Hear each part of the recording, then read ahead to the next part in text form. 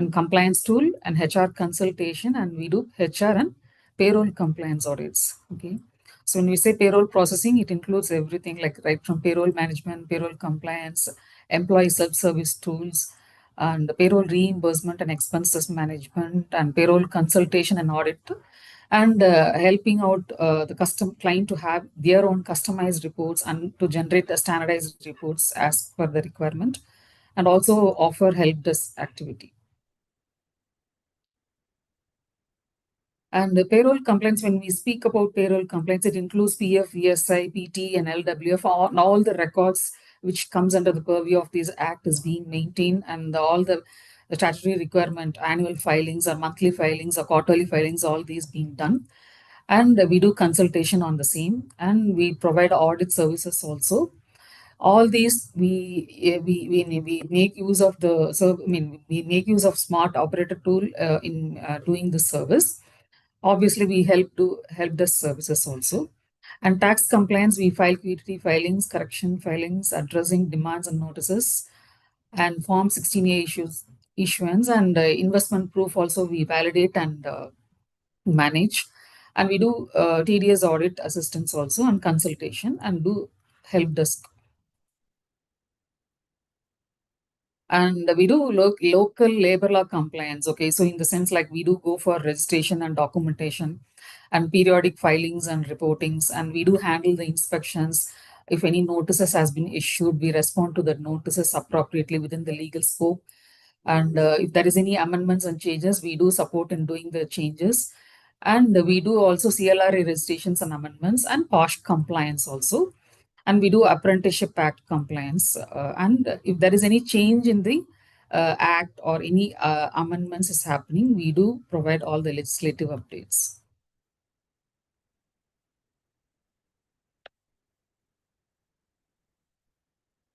Sorry, got stuck. 1 minute.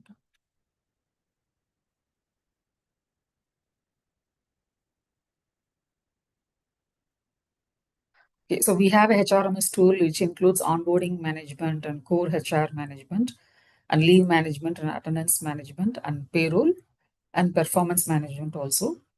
And we have this that, like, submitting the bills and claiming all the business expense claims management also is there, and exit management. So we have a compliance tool which includes a compliance management, activity management and reporting, and employee query management. Employees they can pose a query, and that can be addressed with the process flow. And we do liaising activity also. Okay, and we have an automated alerts and reminders in the tool, and we do provide compliance audit and consultation. And any updates and amendments or any changes which is happening, that will be updated in the knowledge hub, which can be easily accessed by the employee and the employer. With reference to Apprenticeship Act, we do provide from the employee perspective what all the activities required as per the scope, that we provide support. And we do handle the portal, apprenticeship portal.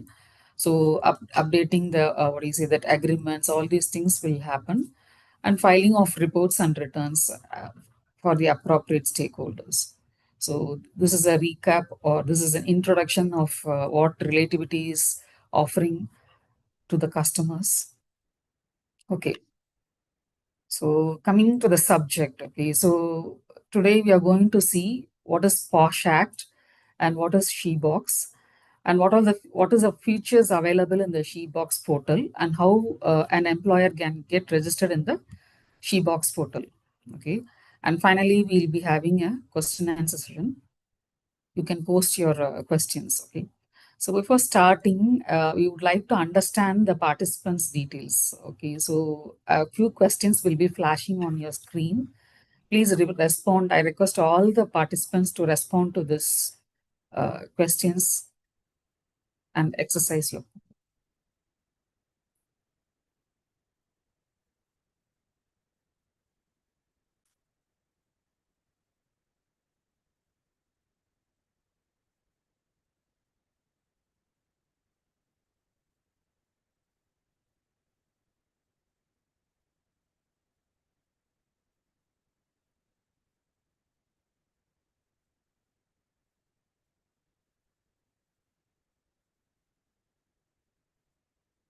So we have more number of people from HR background with almost 76%, and we have payroll and we have compliance 16 to 17%.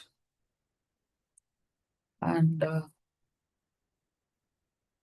we are getting more number of participants from IT and ITS sector, and manufacturing 25, and others 34. I think still poll is going on. I would request all the participants to please answer these questions. 73% has participated so far. We require 100%.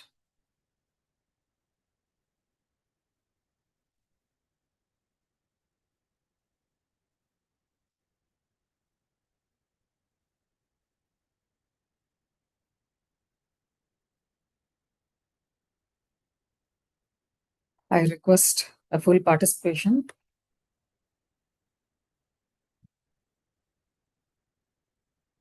Okay, so we have around a 44% of people coming with the head count, company size of head count with between 1 to 100. And between 250 to 500, we have 24%, followed by 100 to 250 with 14%. And between 500 to 1000, we have 12%. And more than 1000, we have 6%. Okay, that's a good number. So far, 83 people, they have participated. Sorry, 83% they have participated in the poll. So shall I end the poll?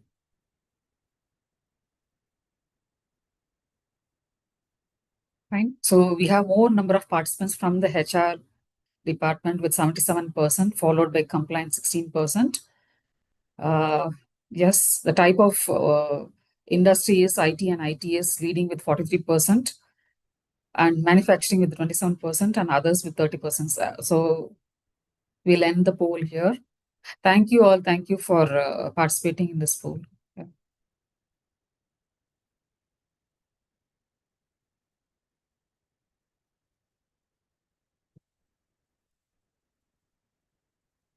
Yeah, Divya, can we end this poll? Yeah, fine. Yeah, we'll start with the introduction. Okay.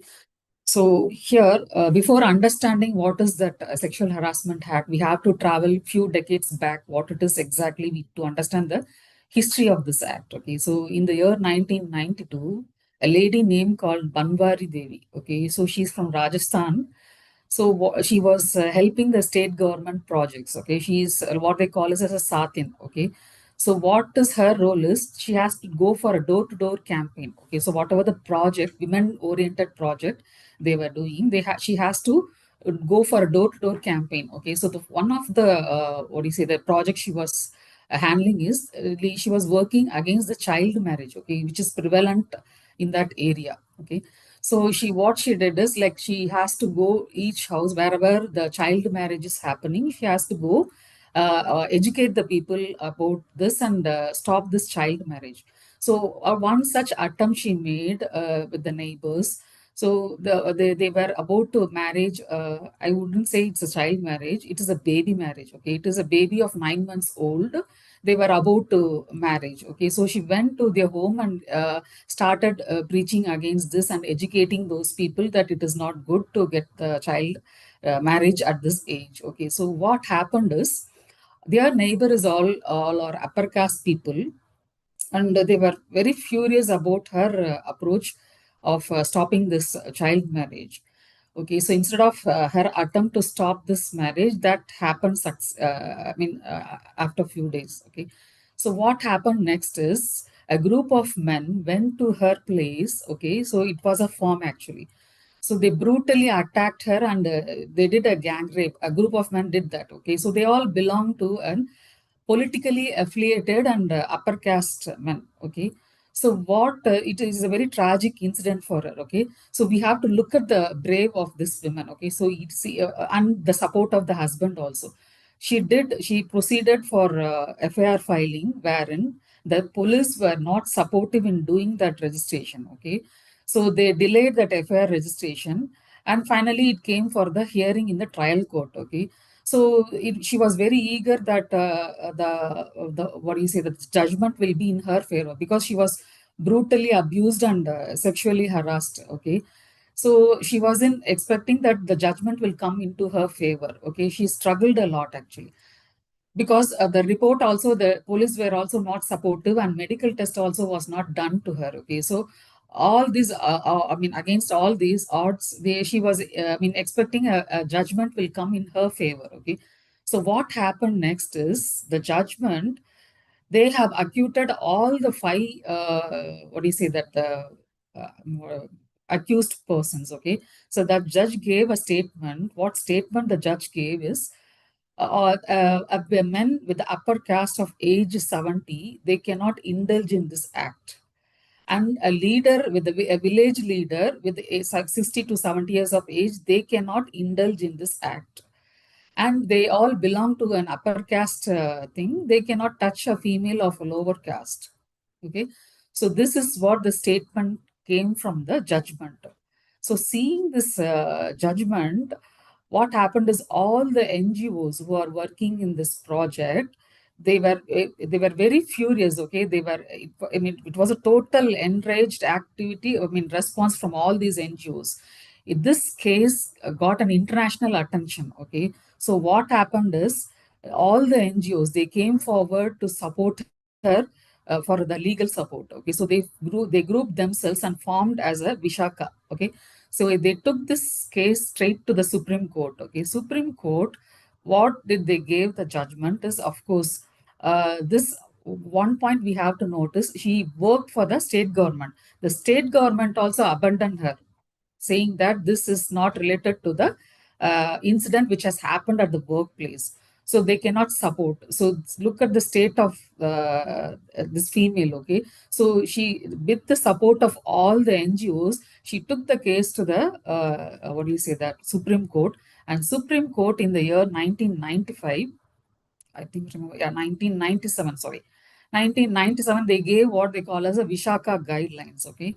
So what happened is, they have, in these guidelines, they have given what is the employer responsibility in protecting the dignity and self-respect of women at the workplace. Okay. So against the sexual harassment. So they gave a set of guidelines wherein what the employer has to do. Okay. So the foremost thing what the employer has to do is provide a very safe working environment for all the female employees. Okay, so there should not be any hostile environment in the workplace. So that is the foremost requirement the Supreme Court gave the guideline. Okay, second thing what they told is, like, they have to form a committee. Okay, what they call as an internal compliance committee. So they have to form the committee. That committee should, they did, I mean, the guidelines gave the description of how the committee members has to be selected, and how long they can hold that post, and how the inquiry, any sexual harassment complaint, how the inquiry has to be conducted, and what are the timelines they have to adhere to. Okay, and what actions they can take. So the Supreme Court empowered the employer to do all these things. Why? Because to protect the female employees at the workplace against the sexual harassment. Okay, so here the state government has miserably failed in protecting the Banwari Devi. So this Supreme Court, they came out with the guidelines. What this guidelines is called as Vishaka guidelines. So the employer, it made the employer to mandatorily form this internal compliance committee. Okay, so wherever employees, they have a lesser number of, I mean, less than 10 employees, they can approach the local committee. Okay, so the local committee is formed at the district level.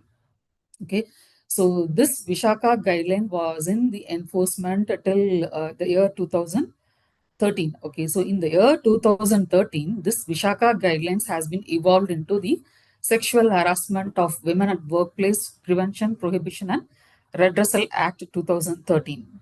So this is what the history of the act. Okay, so we have to be appreciative of this lady Banwari Devi, because she has struggled more than decades together to get the justice. Okay, so as because of this iconic woman and the incident which has happened to her, she could able to struggle and come up. Okay, so that is the point actually. So that is how this sexual harassment of this POSH Act has, what we call as a POSH Act. Okay, so this is how the act has been evolved. Okay. So what is sexual harassment? So sexual harassment is, see, is few of the content which I'm going to discuss is something which is adult content. Of course, obviously, we are here to learn what should be done and what not should be done. Okay. So here, when we say sexual harassment, it is, we are, what do you say that it is a violation of Article 14, violation of Article 15, and violation of Article 21. Okay. So violation of Article 14 speaks about the equality, right to equality, and violation of Article 15 speaks about prohibition or discrimination based on the gender or caste, community, or religion.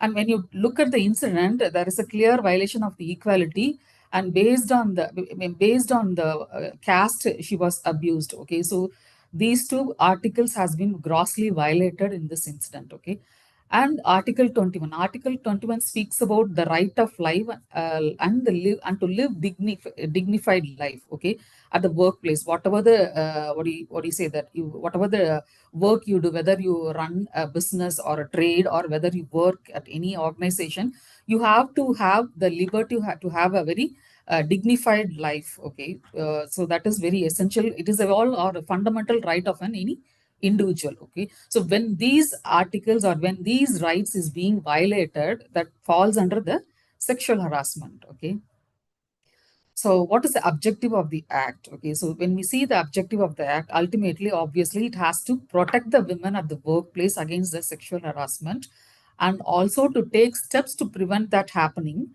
And if that has happened, we have to address it properly, legally, within the timeline. Okay, so that is the objective of this act. Okay. So we'll just have a look at the key definitions which is being given in the act. Okay, so first we'll have a look at what is sexual harassment. Okay, sexual harassment, they have given a few list of misconduct, or we can say a misbehavior, which is being defined as a what do you say that sexual harassment at the workplace. One is physical contact and advances. Okay, so that is being defined as a one kind of an harassment. Okay, a demand or request for sexual favors. Okay, if you do this, I'll do that. Okay, so if you offer me this favor, I'll do this. So that is kind of a demand. Okay, and making sexually colored remarks. Okay, so using some slang words and commenting, all these are comes under the sexual harassment definition. And showing pornography at the workplace, or any other unwelcome physical, verbal, or non-verbal conduct of sexual nature, using your the body language. All these also speaks about what it mean defined under the sexual harassment. To have a better understanding, I would like to have all the participants to view this video. Okay, so this will help you to understand exactly what it is.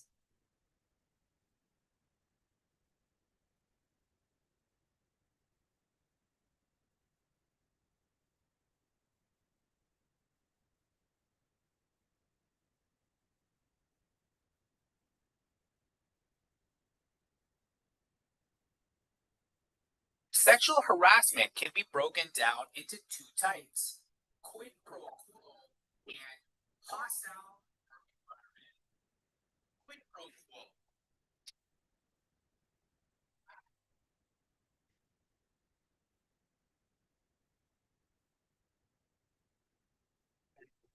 Of high grade, such as a manager or supervisor, bases workplace decisions such as promotions, advances, bonuses on what another employee, usually of lower rank, can give him or her in exchange. This is typically sexual favors or similar. Let's look at an example of quid pro quo sexual harassment. Camila ma'am, sorry for the interruption. For a promotion. Yeah, please. Yeah, tell me. People can't able to see the video. 1 minute, 1 minute. Sorry.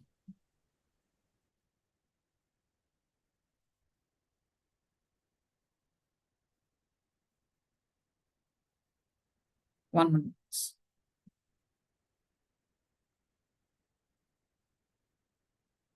Is it visible now?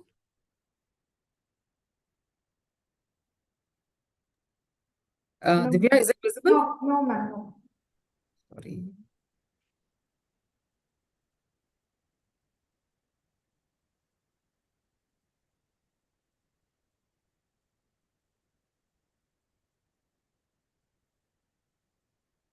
Is it visible, right? Yes, ma'am. Yeah, sure. I start from the beginning. Yeah. Sexual harassment.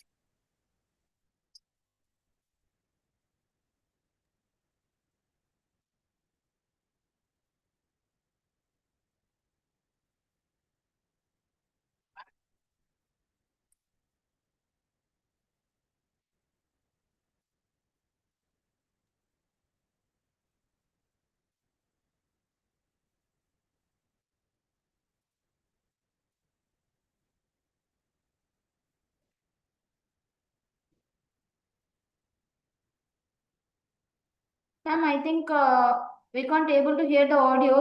Maybe you can skip this video and can start the presentation. Okay, I think your Some, audio is also not there, huh? Sorry. yes, some technical glitches. Okay. Fine.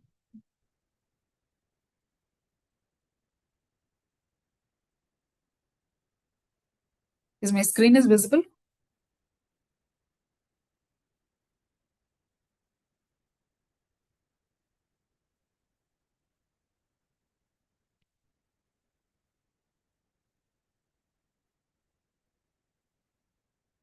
Yeah. Is it visible now? Yes, ma'am. Yeah, fine.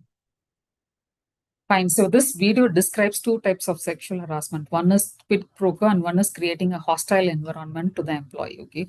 So quid pro quo in the sense like if you do this, I'll do this favor. Okay. So like for example, for promotion, if the employee is expecting a promotion, the senior may expect that he or she, I mean, she has to do a favor for him. Okay. So this is called a quid pro quo.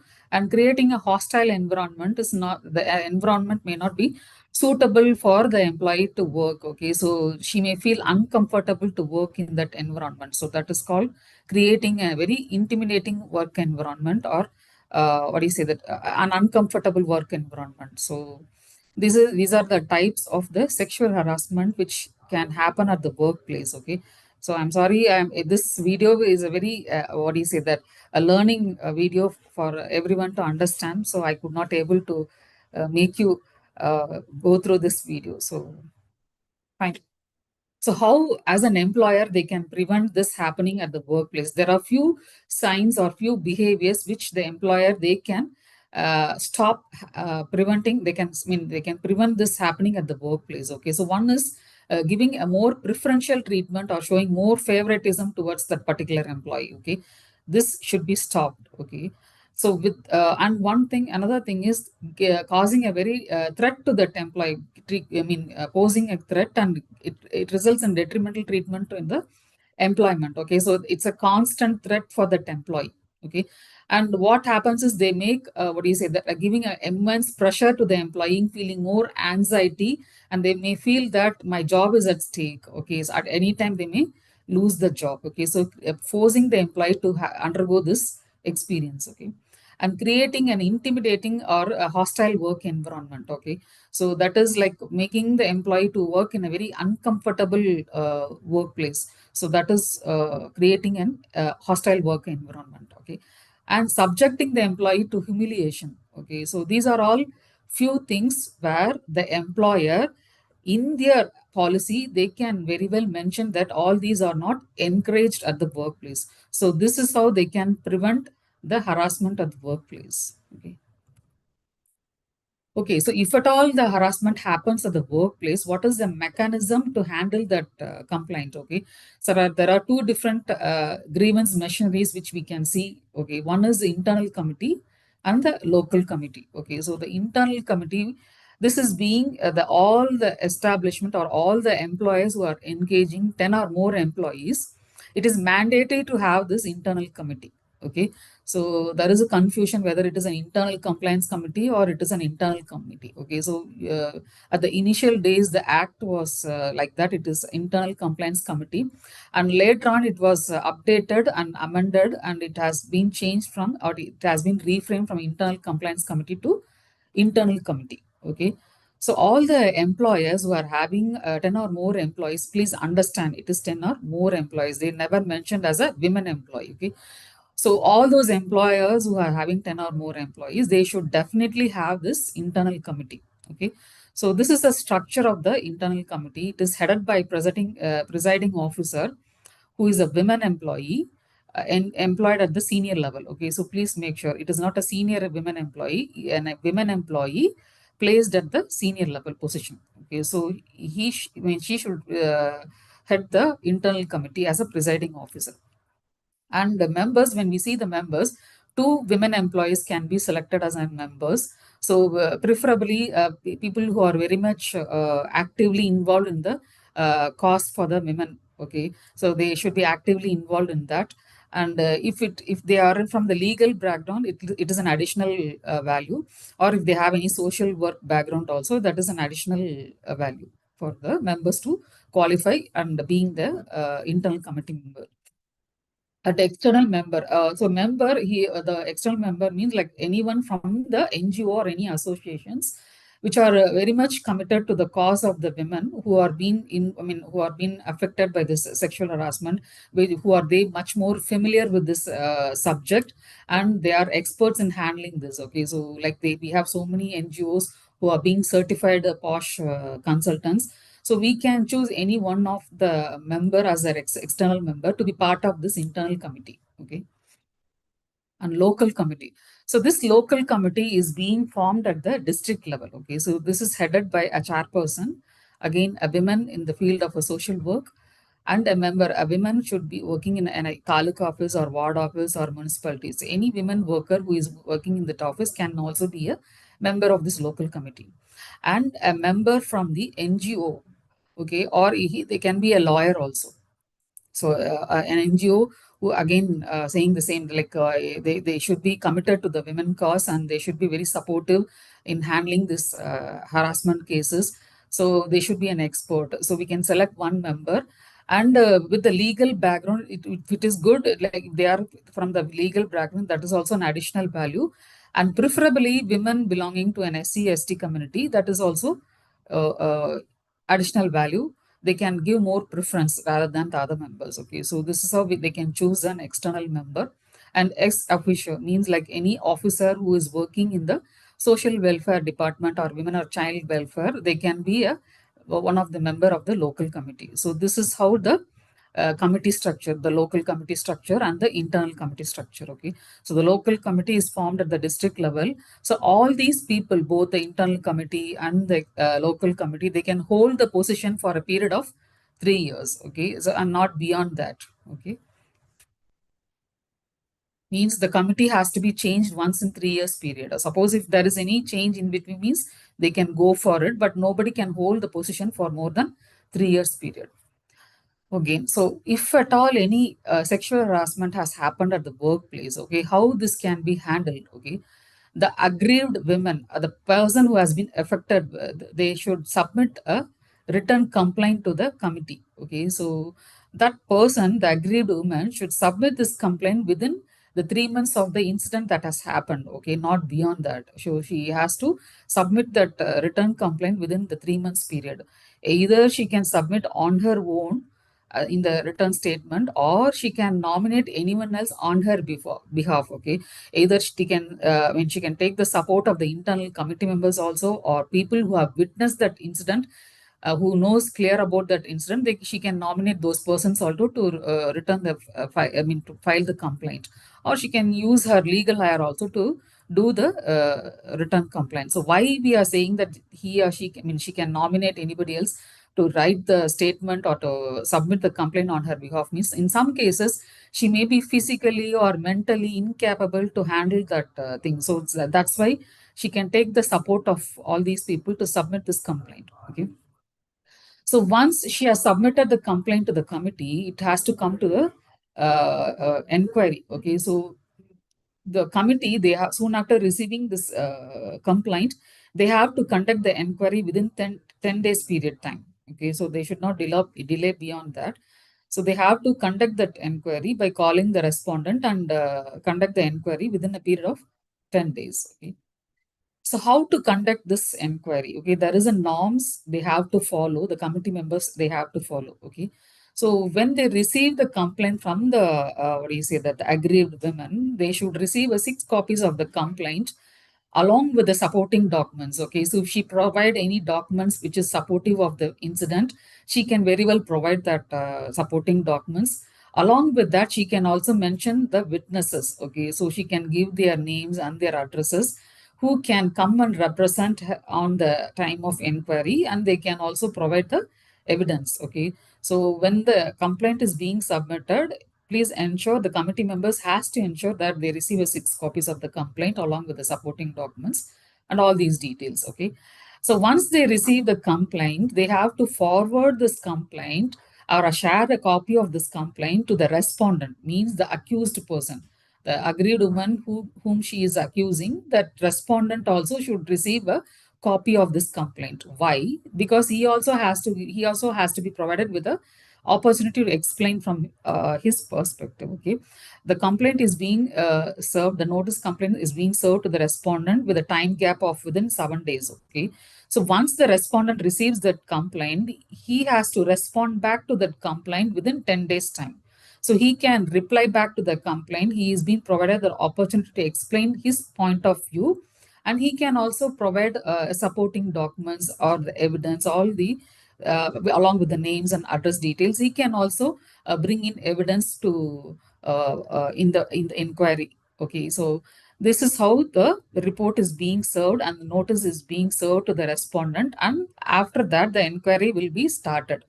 So the inquiry should happen based on the principles of natural justice. Okay, so this is how the inquiry is being conducted. And see, in spite of giving the notice, if either party, either the aggrieved women or the respondent, if they fail to attend the queries without any proper reason, consecutively for 3 times, means the a committee has a power to take an ex parte order. Okay, so without even consulting or without conducting the inquiry, the committee, they have the power to take the order. Okay, so this is how it goes. And once they have made the conclusion, they have to report this to the employer. And one more thing we have to take into consideration is both the respondent and the aggrieved woman, they should not take any legal hire, they should not take any legal support from any legal practitioners. Okay, on their behalf, no lawyer or advocate should represent in the inquiry. Okay, so this is one norms they have to follow. So once the inquiry is being done with or it is completed, the committee can recommend the further course of action. Okay, so how they can recommend the further course of action is they can recommend the action based on the service rules agreed. Means like they can recommend, I mean, whatever the employment terms and conditions which is available in the organization, which the employee has agreed upon at the time of joining, based within that scope, they can give the action. What is the further action that can be taken? Okay, and in case if they are arrive at some compensation amount, mean that compensation amount they can recommend to the employer that this can be deducted from the salary or the wages and from of the respondent, and that can be paid to the aggrieved woman or to the legal hire. Why we are saying legal hire means in some cases if there is a death, means obviously the legal hire is eligible to receive this amount. Okay, so once the committee has shared the report, the inquiry report to the that employer or the district officer. In case of a local committee, it has to be shared to the district officer. So once they have taken this action, and this has to be forwarded to the employer, and they are the person, they have to execute this decision that has been taken by the committee member. Okay, so what kind of action the employer or the committee can recommend and what the employer can take is, one is getting a written apology from the respondent. Okay, so one action is they can take a written apology from the respondent stating that so and so it has happened, and all these they can get in the record. Okay, so this can go into the record of the respondent. Okay, and another one is reprimand or censure, meaning giving a stern warning. Either it can be a oral or it can be a written warning, okay, to the respondent. Or they can go for withholding the promotions of the respondent, or they can stop the increment also. Means they cannot stop, either they can withhold the promotion or they can withhold the increment of the respondent, or they can finally terminate the respondent from the employment. Okay. And in few cases, the committee can recommend for a counseling session between the aggrieved woman and the respondent. Okay. Or they can also recommend that respondent to do a community service also. Okay. So these are all few actions the committee can recommend and the employer has to execute. Okay. So suppose, or if all the allegations seems to be what do you say that false, okay, or it has been what do you say that false allegations has been made against that respondent, means the same kind of action can be taken against that aggrieved woman who has submitted the complaint.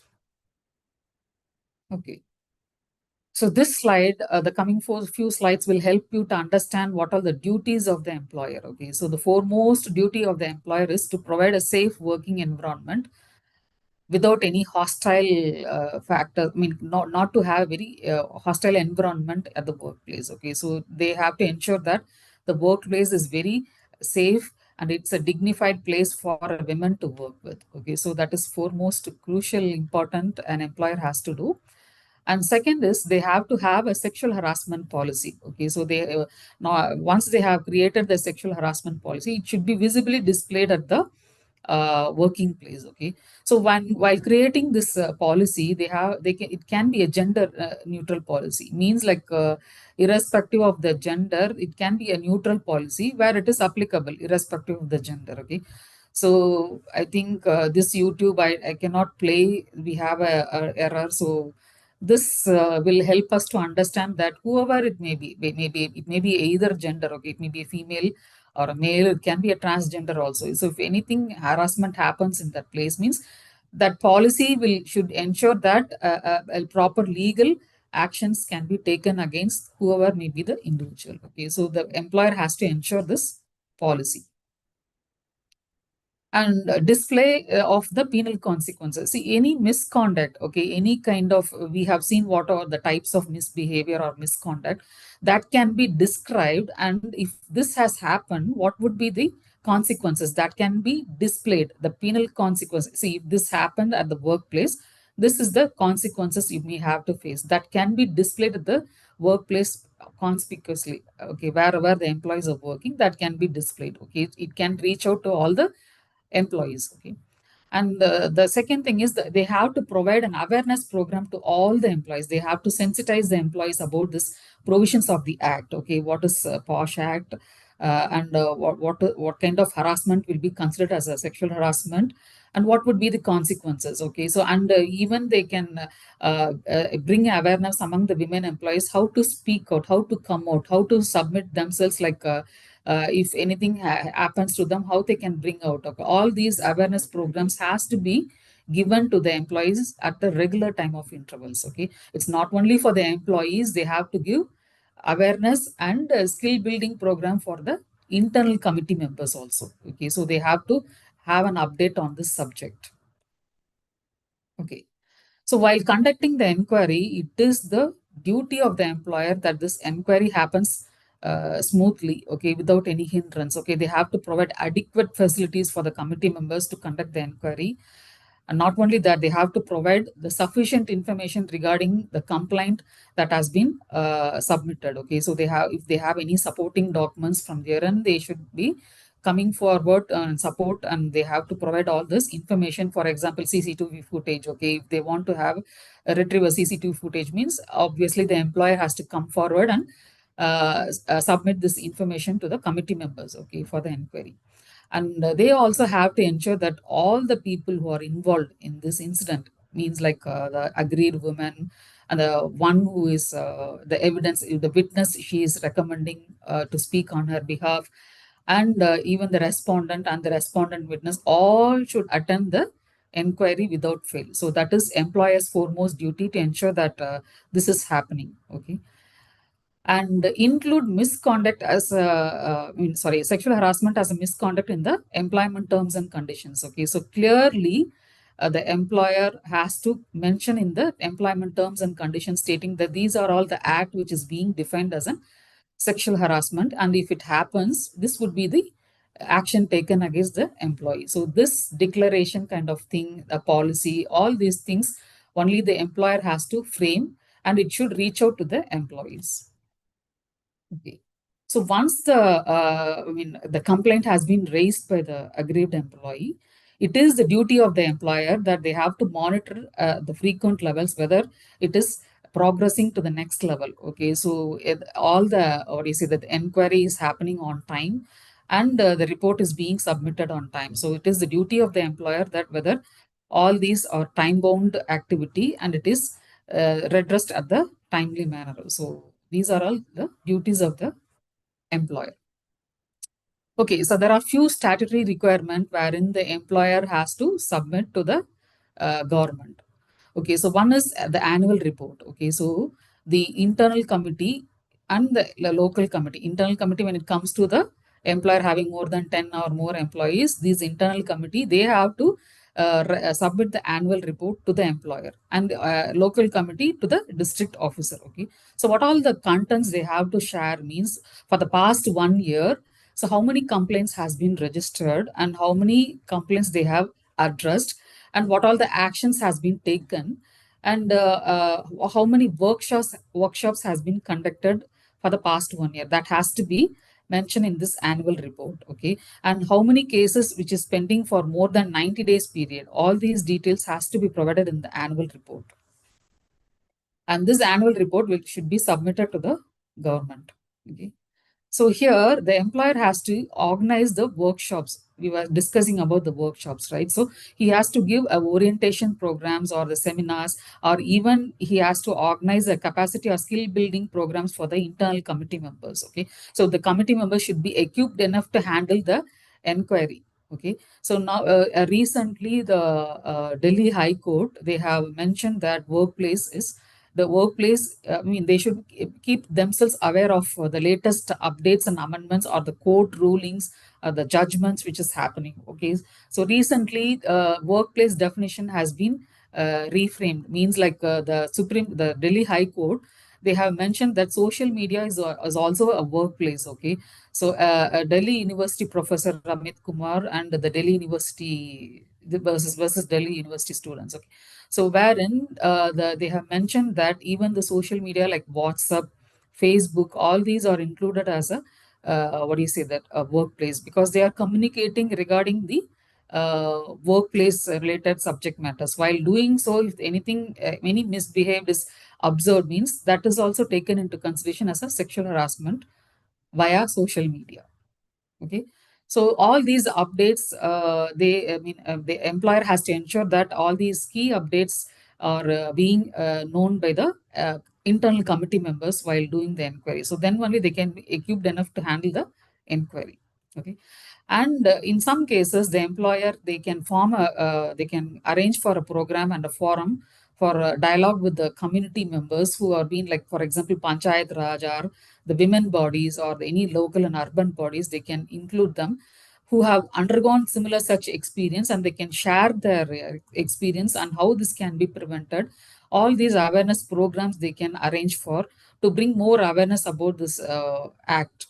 Okay, and in some cases they can use state government modules. There are n number of modules which is available in the online. The employer can make use of that model to bring to sensitize on this subject. Okay. Okay. So coming to SheBox portal. So SheBox portal is a sexual harassment electronic box. Okay, it is a portal that has been launched by the Ministry of Women and Child Development last year. Last October, it was launched. Okay, so the objective of this portal is to strengthen the workplace safety of the women. So this portal has got a history wherein in the year 2014, Aurelina Fernandez, he is a professor actually. The professor versus Goa University, okay, the state of Goa. Okay, so the state of Goa, this is a case between these two people. Okay, so what happened is in the year 2014, few female students, they have and accused this professor about sexual harassment. So they filed a complaint to the internal committee. Okay, so soon after receiving the complaint, the committee members, they issued a notice to the professor to present for the inquiry. Okay, so this professor, he didn't attended the inquiry. He was giving an excuses for a quite a long period of time. He was giving some other excuses like he was not well or something other. It was prolonged or it was dragged for a quite a number of times. So what happened is the internal committee, as we have seen, that they have the power to give an ex parte order. So what they did is like since this professor didn't attended that inquiry, they have recommended for the termination of the employment of this professor. Okay, so soon after this recommendation, the employer also terminated this professor from the job and issued a termination order. So what he did immediately, he approached the trial court. Okay, so he approached the trial court that this is not favor. He has not been provided an opportunity to express what has happened. So, and the trial court, what they told is, what you have been given an opportunity to represent, but you have denied representing yourself for n number of times. So they have quashed this and they set aside and they recommend that whatever the termination order given is, that is correct. Okay, and what he went to the he took the case to the Supreme Court, and Supreme Court, after going through this, he blamed the internal committee. Okay, so what he told is this internal committee is meritless in the sense he's saying that that internal committee itself is not formed within the legal scope. Okay, so he's blamed that the internal committee members are all juniors. Okay, so that internal committee itself has not been formed as per the legal requirements. Hence, he has not represented to that committee inquiry. Okay, so after observing all these things, the Supreme Court, they have given a order saying that this act is not being enforced properly by the employer. Okay, so immediately what the guidelines or the directions given by the Supreme Court is, they directed that all the government institutions, the public sectors, all the departments, whoever it may be, they have to have this internal committee immediately. Okay, so and this internal committee has to be registered online and should be transparent. They should be, the members of this committee should be visibly displayed and it should be accessible. Okay, so all these details has to be done with immediate effect. So that is how the Supreme Court gave the directions to the department. So when we say that as an employer, even though the directions has been given to the government institutions, when we look into the definition of the what do you say, that employer definition of the act, the private institution is also included under the definition of the act. So hence the labor department, they have given a direction internally, they have given a direction to the authorities that all the employers who are having 10 or more employees, they have to have this internal committee and a survey should also be conducted. Okay, so recently we got a circular stating that the labor department will come for a survey stating that whoever the employer who is having more than 10, they should have mandatorily have this internal committee. Okay, failing which they are liable for penalty of 50,000 rupees. Okay, so if this offense is being continued for more than once, means double the amount. Okay, and still if it persists, I mean, if it continues, if they fail to have this internal committee, means probably they may lose their license or registrations, whichever they have been registered under the factories or the shops. Okay. So SheBox portal, this is how the SheBox portal has been evolved. Okay, so the government, the ministry has launched the SheBox portal, and this portal has got different features. Okay, we'll just have a glance through of what all the features which is available in the portal. Okay, so it's a digitalized, centralized digital platform where an aggrieved person, they can register the complaint and which is being monitored by the authorities. Okay, so it serves as a repository of internal committee and local committee details, like means what all the internal committees and local committees which has been formed across the countries, it will be registered in the portal and people, they can have access about the details of this. Okay, and it is a common platform where as I told you, it can be once the complaint has been registered, a notification will go to the members and it can be easily tracked. Okay, and this is a time bound response from the each stakeholders. So we are being assured that this inquiry happens at the right time and it is completed within a time limit. Okay, so that assurance is there while registering the complaints in the portal. And moreover, a designated nodal officer will also monitor the complaints that has been registered. So he will be in constantly monitoring that what is the progress that has been made once the complaint has been registered, where it is pending and why it is pending, if any support is required, all these things which is being monitored by this designated nodal officer. Okay. And moreover, what all the informations an aggrieved person who shares in that portal, that remains confidential. Okay, so it won't be accessible to any public. Okay, it remains safe. So these are all the few features which is listed in the portal. Okay. So why Shebox portal? Okay, so here when why we, I mean, we can understand why this portal is, why the government is bringing it in an online mode to register the complaints is like people who are there in the village, remote village, right? Okay, down south or down north, whatever it may be, they can easily access this portal. Okay, so it is applicable for both organized and unorganized sector. Okay, so even a domestic help also can register the complaint in the portal. So that is how it's more flexible actually. Okay, that is easily accessible for the people who are, they irrespective of the place they work or they live, they can easily access this portal and they can register their complaint. Okay, and one more important thing is they can submit the complaint in their own mother tongue. Okay, so it has got very flexibility of accommodating multilingual. It has got a multilingual support. Okay, and once the what do you say, that the report or the complaint is being registered, it is automatically forwarded to the respective internal committee and the local committee members. Okay, it's like a mail is being notified to the respective members. Okay, and once this is being notified, the inquiry will start. Okay, so this brings out a transparency, and the members will feel more accountable in completing the inquiry on time. Okay, and moreover, whatever the data the agreed person is submitting, or the respondent is submitting, or even the committee members they submit, that is the data consistency is there, because nobody can tamper the data. They cannot manipulate the data in that database. Okay, so it is free from any discrepancies or error. Okay, and moreover, authority has got a full control. They can monitor what is happening, whether employer is adhering to the compliance requirement. Okay, and final part is there is n number of resource available in the portal. Okay, it serves as a knowledge hub.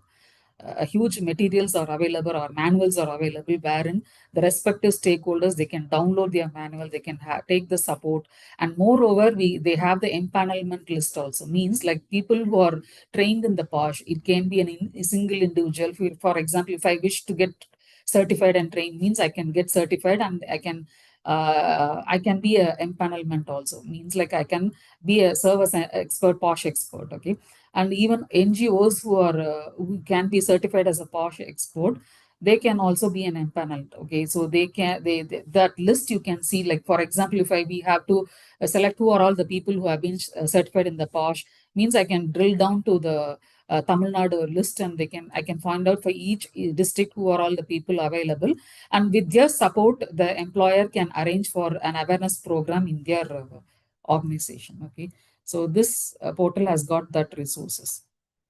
Okay, so who are all the authorities who can handle this portal is at the top chart is the state nodal officer. Okay, so he is the one who is the topmost person who has ensured that a different set of what do you say, roles and responsibilities is being assigned to that person for each individual. Okay, and then comes the district officer and the district nodal officer and the nodal office for the workplace. Okay. So what are the roles and responsibilities of the state nodal officer? Means he is the person who has to appoint the district officer. Okay, so he has to appoint the district officer, and he has to ensure that the ICs and LCs are being formed, and the nodal officer in each district, and the orientation and the seminars are being given as per the for all the employees or even for the committee members. He has to ensure that this is happening at the regular interval of time, and also to ensure that or the annual report is being submitted by the respective committee members. Okay, and he has to ensure that we were discussing about this POSH empanelment. He can validate those people. Okay, he can go through that whether they are trained, and he can approve those people as a a certified individual or a POSH expert. Okay, either it can be an individual or it can be a organization also. So he should upload all the district officer details and the nodal officer details and the IC list of internal committees that is available for that particular region. Okay. So coming to the district officer roles, he's the one who has to form the local committee. Okay, he's the person, like for example, who is a district officer means normally it would be magistrate or additional magistrate, or it can be a collector also. Okay, so this is the district officer. So they have to form this local committee each district wise. Okay, and through the district officer, the complaints will be received and it will be forwarded to the local committee. Okay, so here they have to designate nodal officer for each taluk and ward and municipality. Okay, and similarly he has to make use of the all the NGOs who are POSH experts. He can make use of that expertise and bring awareness among those employees and even for the communities also. Okay, and in case the committee has recommended for compensation and the respondent has failed to pay that compensation, means the district officer is accountable to have that recovery from the respondent. Okay, and the district nodal officer. Okay, so each district has to have the nodal officer, where this nodal officer, they have to serve as they coordinate between the district officer and the local committee for handling the compliance. Okay, and they can also be responsible for bringing awareness programs for all the employees and the employees, and he is the key person to approve the online boarding of the onboarding of the each organization in the portal. Okay, so he is the key person. For example, in Bangalore, the people, any organization located in the Bellandur area. Okay, so they have to they have formed the internal committee, so they have to register their organization in the portal. Okay, so that district nodal officer who is responsible in that Bellandur area, he has to approve that organization for its registration in the portal. Okay, so he is the key person to verify and approve that registration of the organization. So designated nodal officer for the each workplace means each workplace they have to have a nodal officer. They should nominate a nodal officer, preferably from the corporate office. Okay, so that person can be a HR manager or a compliance officer. Okay, so they can be a nodal officer. They essentially, what is their role is they have to completely take control of the portal. Okay, of their registration, and they should act as a bridge between all the stakeholders. Okay, when we say stakeholders, employers, complaint agreed person, and respondent and the committee members. Okay, so he act as a bridge between all these stakeholders, and he has to ensure that all things are happening on time. Okay, so that is his crucial role, and he has to record all the internal committee member details, their the contact details. All these things has to be uploaded in the portal. Okay, and he has to ensure that awareness program and training program is given and that is being uploaded in the portal. Okay, and the submission of annual report.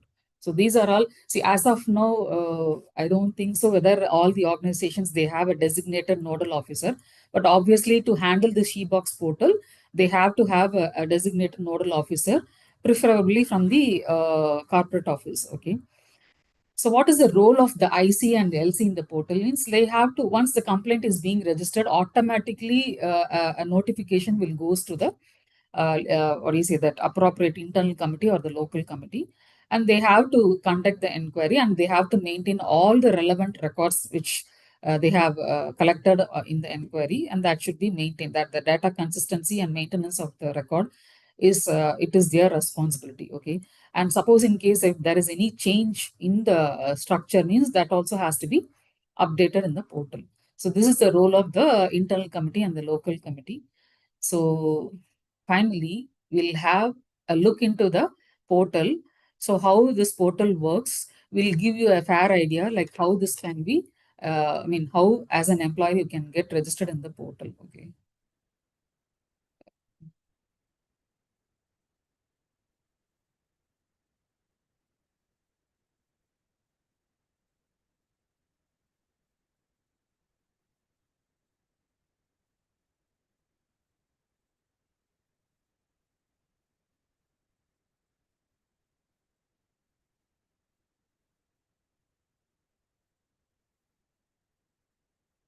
Okay.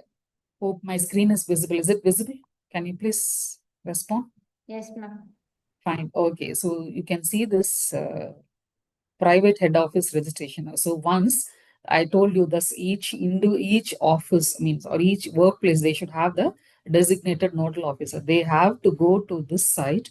They have to fill in all those details. Okay, their head office details. Okay, so once they have registered all, I mean, filled all those details, they have to have this supporting documents: the company registration number, the GST number, and the company TAN number. All these are mandatory documents required to get registered. Okay, so they have to fill all those details. So once they fill the details, they get a login credentials. They'll get the email notification, and they'll get the login credentials, and they can log in, and they can fill all the, what do you say, that they can add on what all the where all, which all locations they have the office. They can mention that, they can mention the district, they can mention the state, which all locations they have that offices. They can add on, and then they can list down all the internal committee members. Okay, so once that has been done with, they complain. This is the this is where the employee, the aggrieved woman, has to what do you say, that register the complaint. Okay, so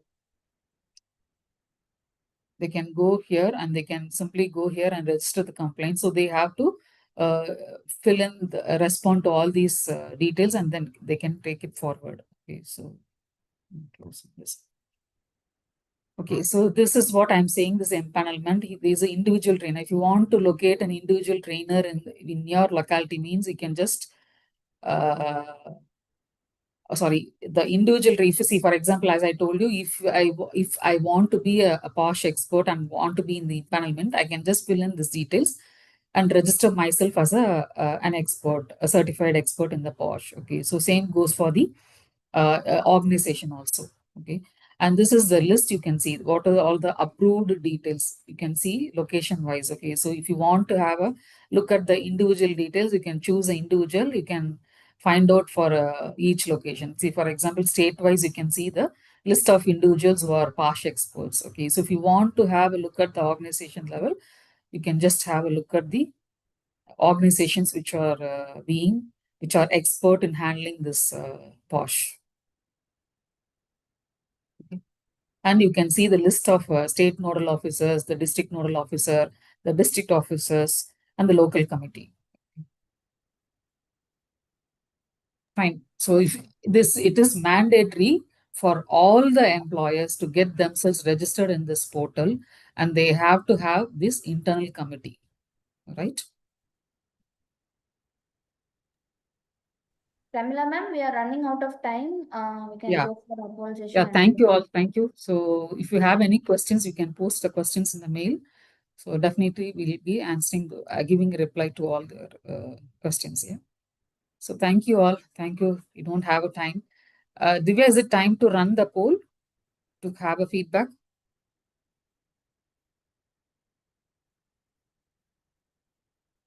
yes, yes. Yeah. Yeah, please. Yeah, 1 minute.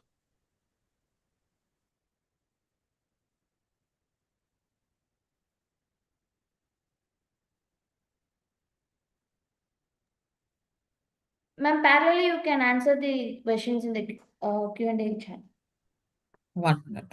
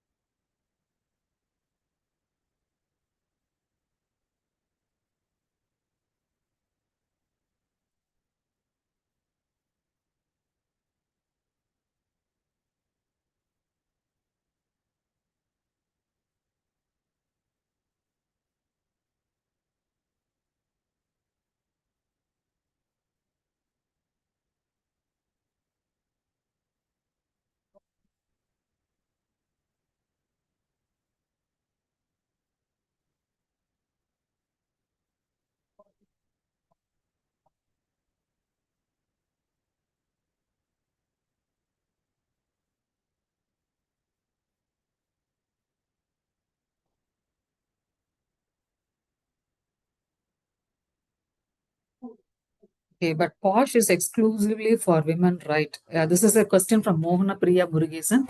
Yes. The act is only for women employees, okay? But if the allegations seems to be false, obviously it will be in favor of the men also, okay? So do we have a 90-day investigation period under POSH? Yes, it is from Heron Dahlia, okay? Fine. Next.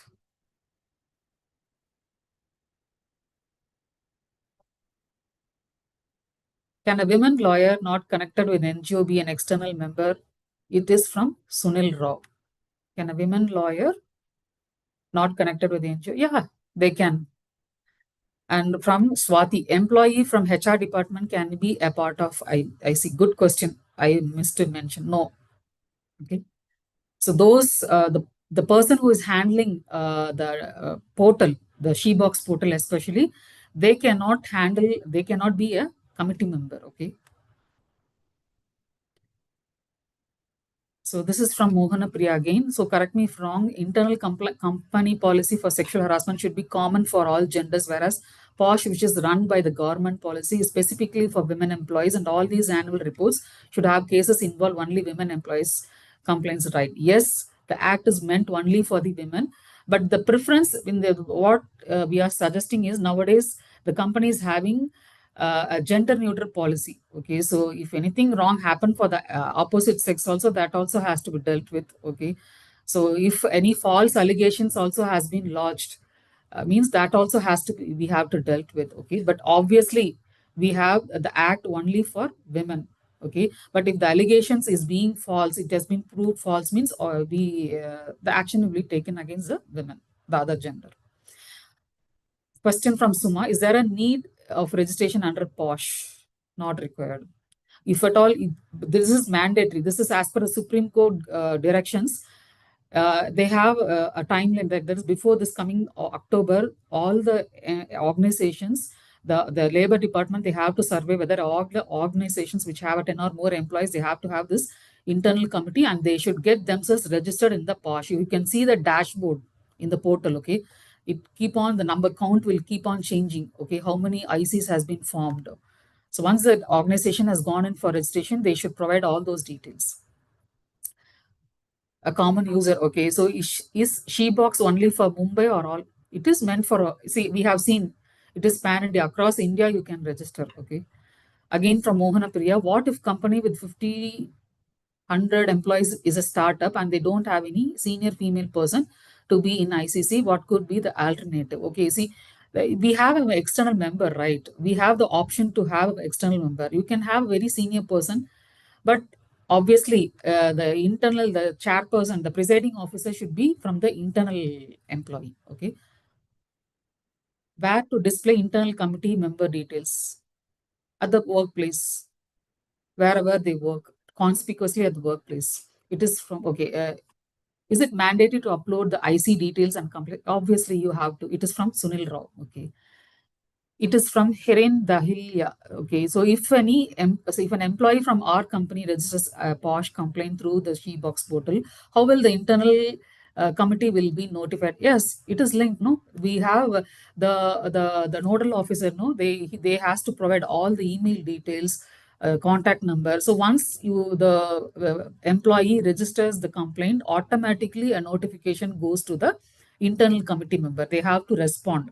These are all being monitored by the authorities, whether the internal committee members, they are responding on time. All this is being monitored. So that is why it is bringing transparency and accountability, this portal. That is very much advantage. Okay, it is not kept pending. So it is from Sonali Dande. I have a question about nodal officer. Who can be the nodal officer? Could you please reshare the details?